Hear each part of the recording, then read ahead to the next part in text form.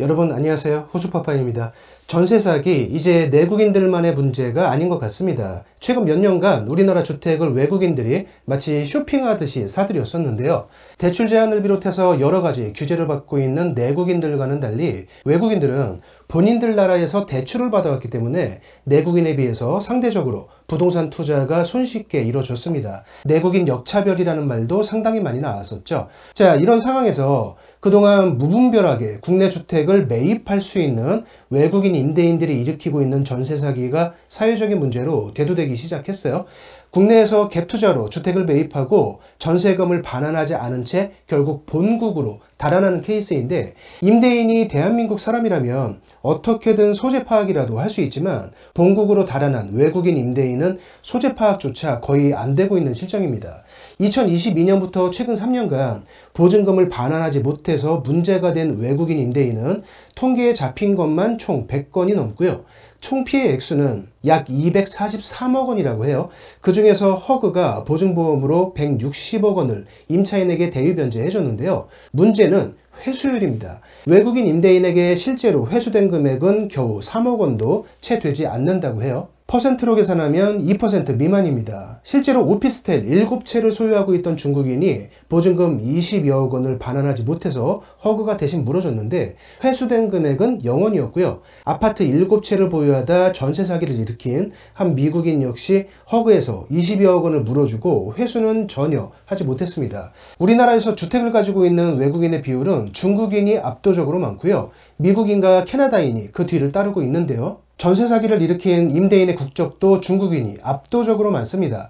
대부분 본국으로 달아난 상태인데 허그에서 나름대로 연락을 취해봤지만 이 중에서 단 6명과만 연락이 되었다고 하고요. 그 6명 모두 다 돈이 없어서 전세금을 반환하지 못했다, 이렇게 답변했다고 해요. 나머지 연락두절인 외국인들은 뭐 말할 필요도 없겠죠. 자, 조금 아까 봤던 자료로 다시 돌아가 볼게요. 외국인 임대인의 전세 사고가 총 100건 이상의 피해액이 243억 원이라고 했습니다.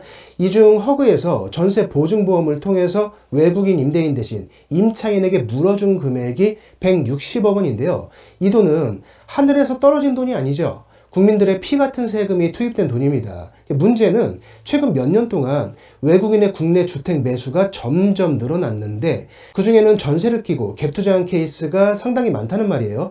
외국인의 주택 매수가 상당히 많아졌고 몇 년 전부터 임대인이 외국인이라도 보증보험이 가능해졌기 때문에 당연히 전세금을 돌려주지 못하는 케이스도 앞으로 점점 늘어날 테고, 그로 인한 피해 금액이나 허그의 대위 변제금 역시 기하급수적으로 늘어날 수 있다는 것이 가장 문제입니다. 외국인 임대인이 보증금을 반환하지 못해서 문제가 된 수치는 2021년 3건으로 시작했다가 2023년부터 기하급수적으로 늘어나기 시작해서 작년에는 총 53건으로 늘어났습니다. 허그에서 대신 물어준 전세금 역시 2021년과 2022년에는 각각 3억 원이었는데요. 2023년부터 기하급수적으로 늘어나기 시작하고 있죠. 작년에는 외국인 임대인 대신에 허그가 물어준 전세금이 99억 원이고 대부분은 회수되지 않은 상태입니다. 이 임대인들은 대부분 본국으로 튀었고요. 역시 대부분 소재 파악이 안 되고 있는 실정이에요. 자, 여러분, 지금 2025년인 올해 통계는 아직 나오고 있지 않은데요. 여러분들이 보시기에는 어떠신가요? 기하급수적으로 계속 늘어날 것이라고 보이지 않으신가요? 외국인이 국내 부동산으로 사고친 것을 우리 세금을 동원해서 메꿔주고 있는데요. 그 액수가 기하급수적으로 늘어나리라는 것은 불보듯 뻔한 일입니다. 전세 사기 또는 전세 사고가 발생하는 원인은 비교적 단순합니다. 전세를 끼고 갭 투자를 했다가 시세가 하락하면 임대인 입장에서는 보증금을 돌려주기가 어려워요. 예를 들어서 임차인 전세금이 5억 원 들어있는데 전세 시세가 4억 5천만 원으로 낮아진다면 임대인은 4억 5천만 원의 새로운 전세를 놓고요. 본인 돈 5천만 원을 추가로 준비해서 나가는 세입자의 5억 원을 빼줘야 합니다. 그런데 그 5천만 원에 현금이 없는 거죠. 전세가 들어있으니까 담보대출도 불가능합니다. 이제 결국 임대인은 새로운 임차인에게도 전세 5억 원을 주장할 수밖에 없고요. 시세보다 비싸기 때문에 전세가 나가지 않겠죠.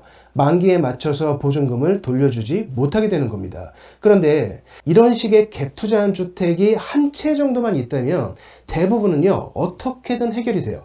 임대인이 뭐 급전을 땡겨오든 뭘 어떻게 하든 대부분은 결국 해결이 되는데, 이런 식의 갭투자 주택이 3채, 5채, 10채, 수십 채 이렇게 되면 임대인이 감당을 하지 못하는 거죠. 연쇄적으로 보증금 부도가 나는 겁니다.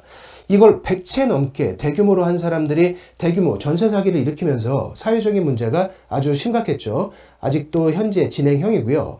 부동산은 장기적으로 우상향이라는 그 믿음을 가지고 어떻게든 많이만 갖고 있으면 훗날 벼락부자가 되어서 경제적으로 엄청난 신분 상승을 할 수 있을 거라는 믿음을 갖는데요. 부동산 시장이 전체적으로 우상향인 것은 맞습니다. 그거는 맞지만 그 사이사이를 보면 굉장히 미세하게 하락기와 상승기가 계속 반복돼요. 본인이 감당할 수 있는 선을 넘어선 그런 갭 투자는요, 순간적인 하락기가 찾아왔을 때 절대로 그 지점을 넘어가지 못합니다. 미래까지 가지도 못하고 그 다음번에 찾아오는 그 잠깐 동안의 하락장에서 반드시 문제가 생겨요. 돌려줄 전세금 없이 수십 채를 갭 투자를 했는데 하락기를 어떻게 버티나요? 절대로 불가능합니다. 아주 단순한 논리예요. 자, 내국인의 전세 사기도 문제지만 외국인의 전세 사기도 규모가 기하급수적으로 커지고 있습니다. 더군다나 외국인은 내국인에 비해서 상대적으로 규제를 덜 받기 때문에 외국인의 주택 매수는 점점 늘어나고 있고요. 그에 따른 사건 사고도 점점 늘어나고 있죠. 그걸 해결하는 비용 역시 우리 세금으로 메꿔지고 있는데 그 비용이 기하급수적으로 늘어나는 중입니다. 내국인에 비해서 상대적으로 외국인이 너무도 쉽게 국내 부동산을 취득할 수 있는 이 제도적인 모순, 사고를 치고 본국으로 도망가면 찾을 수도 없는 현재의 시스템, 그로 인해 늘어나고 있는 사회적인 비용, 지금이라도 빨리 대책을 세워야 하지 않을까 싶은데요. 표가 되지 않는 것일까요? 아니면 사안이 가볍다고 여기는 것일까요? 정치권에서는 여러 가지 법률 개정안을 들고 나오고는 있는데요. 뭔가 실효성 있는 법률이 통과되는 것은 전혀 없습니다. 오늘 영상은 여기서 마치겠습니다. 고맙습니다.